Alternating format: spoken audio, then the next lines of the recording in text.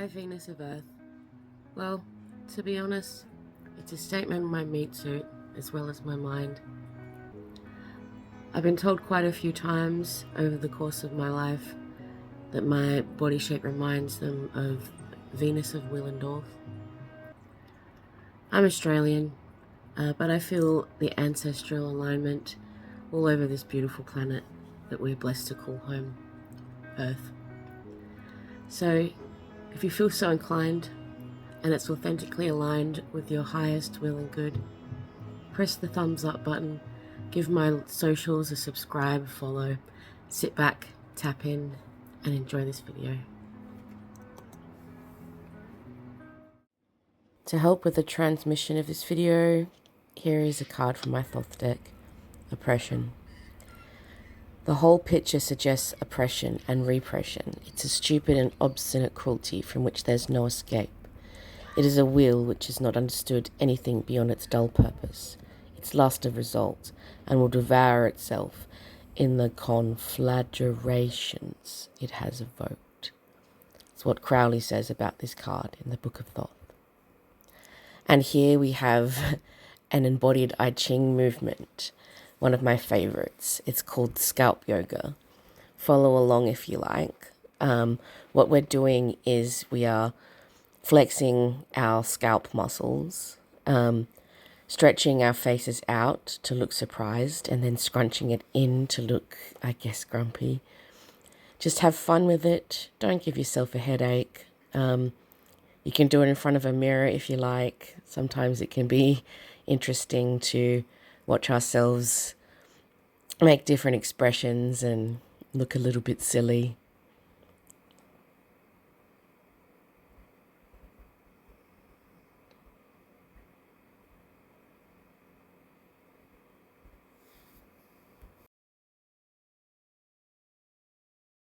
Hello, beautiful beings of all colours, shapes, sizes, and walks of life. My name is Venus Jade, and I'm an artist, holistic wellness coach, energy worker, Thana doula, witch, and multi-dimensional goblin fae hybrid in the form of a human. Welcome to this video.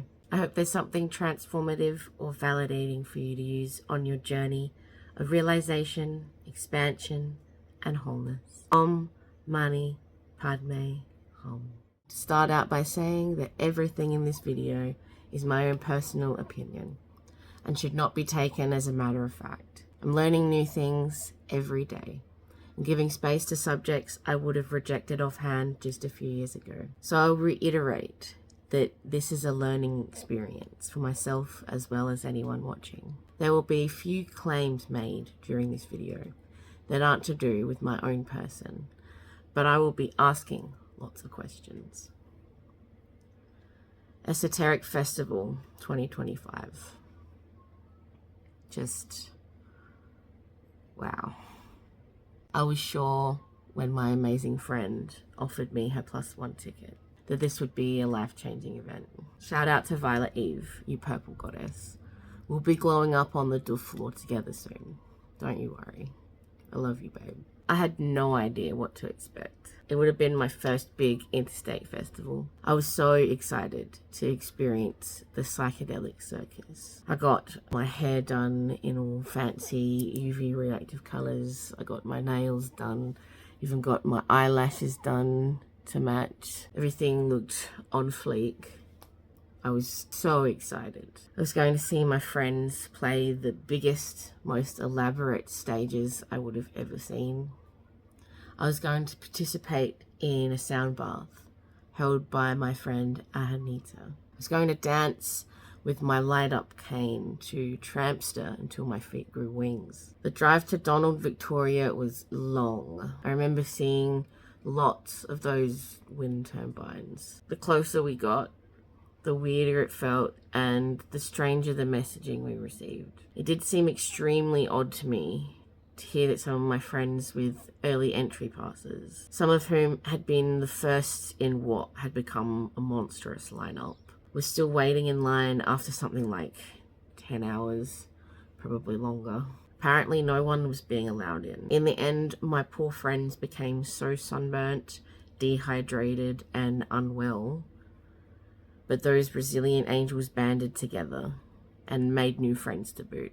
People got dropped off at the gate with no way to leave the site because they'd scheduled a bus trip, and there was no way to leave the site because obviously those buses had other appointments. They had other places to be. So with minimal to no protection from the hot sun and only a small number of portaloos available for the hundreds and hundreds of people, it started to look like a bit of a hazard. My friend told me that even the way the cars were being organized to be evacuated, it was creating what could have become a potential fire hazard. And mind you, this is no one's fault. It was likely the case that everyone was doing what was within their capacity to do, everything that they could. Particularly the esoteric organizers were going above and beyond to make sure that everything was okay and that everything could go ahead as planned. The police seemed to be turning people away before any announcement had been made.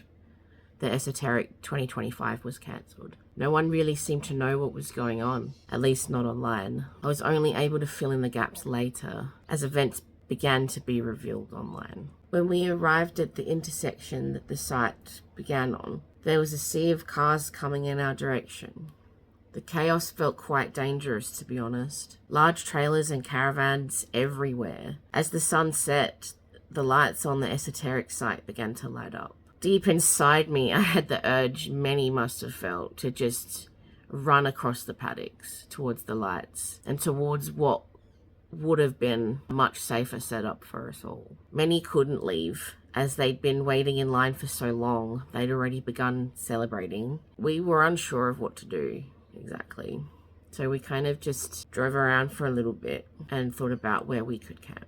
It's not like we could just turn around and go home. We'd come such a long way and needed to rest, especially my friend who was driving. As much as it would have been nice to stay and support the township of Donald that evening, much of everything was already closed. The council were kind enough that eventually they ended up opening up things like the local oval. The caravan park, I believe, were accommodating people too. Thousands of people began to spread out to find somewhere appropriate to camp. We ended up camping near one of the renegade doofs that popped up around Victoria, mostly with the blessing of local police and emergency services. It was so disappointing and didn't make much sense, as the site, which was literally built to accommodate and facilitate our basic human requirements, was like literally right there. We were at the gate, but it was barred to us. I didn't bring the food and water I usually would have because there was facilities there to fill up water bottles, to buy food. Like me, I think many planned on supporting the businesses of Donald and the surrounds. Now the wonderful locals who usually would have profited planned all year long and utilised the Esoteric Festival to fuel revenue, economy and livelihood. They would all struggle a lot, and some may even go bankrupt now. This year, the festival was estimated to bring in around $15 million.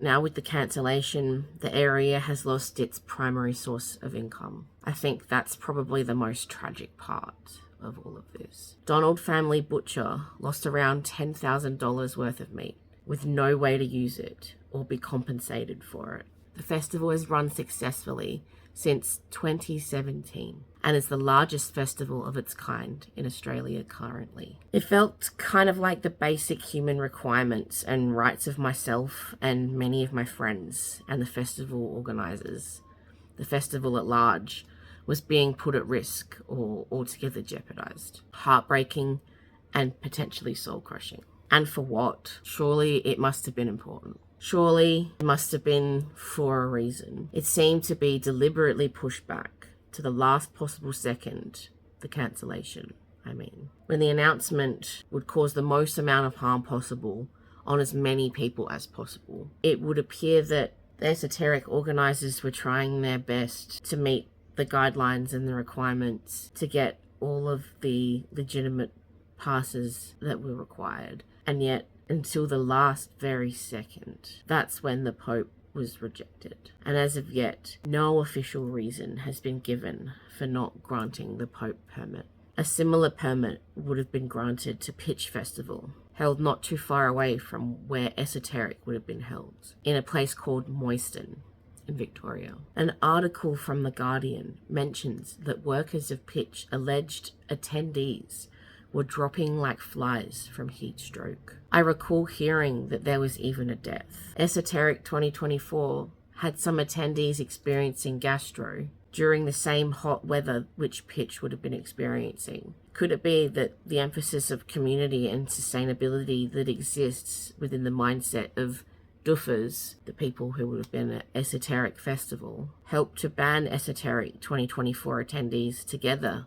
in assisting one another in survival, whereas the same attitude may not be as prevalent at Pitch and other festivals? Despite Esoteric 2024 experiencing no deaths, that was the festival which was unable to go ahead. Pitch Festival went ahead this year without a hitch. Despite organisers doing everything in their power, it came to even the organisers were threatened with loss of their property, which I find kind of abhorrent. I truly feel for Sam, Luke, and all of the organisers of Esoteric. And yet there's no official way to tell why this happened, just that it has. I'll be doing everything I can to continue supporting the organisers of Esoteric Festival moving forward. What happened next proved you can try to cancel the doof, but ultimately the doof is in the people. You can take the people from the doof, but not the doof from the people.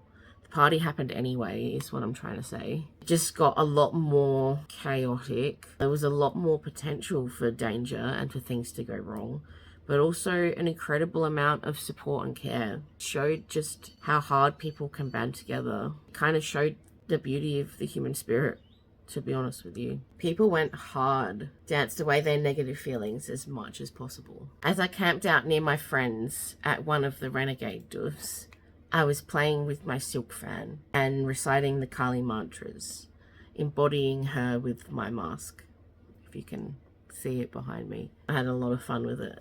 In the UV reactive lights, she kind of just goes off. I had the pleasure of meeting some local land owners and farmers. Conversations I was having with them helped me realize that there could be so much more to all of this than just simply cancelling a counterculture music festival. The farmer, who was familiar with the organisers of Esoteric Music Festival, told me he is currently dealing with a resource mine right on his property, threatening his livelihood, his health, and that of countless animals who also used to call that area home. A resource mine for what, you say?